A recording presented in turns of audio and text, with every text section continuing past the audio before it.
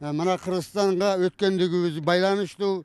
Кудайга шүгүр биздин жетекчилерибиз, Кадамжай району, Баткен областынын жетекчилери, ошондой эле Кыргызстан Республикасынын президенти Садыр Жапаров Нургазиевдин буйруктары менен, кололору менен Кудайга шүгүр өттүк.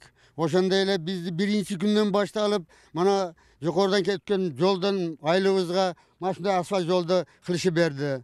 Мурда мындай жолдор жок эле. Құда қаласа мана еңсеп жүрген өзіміздің ата мекенімізге, Қырғызстанға өткенімізді көп қалап жүретедік, көп еңсеп жүретедік. Мана шу бүгінге келіп, мана жақсы күндерді біз Қырғыз еліге қошылып, бақтылыбыз деп есептеймін да қызым.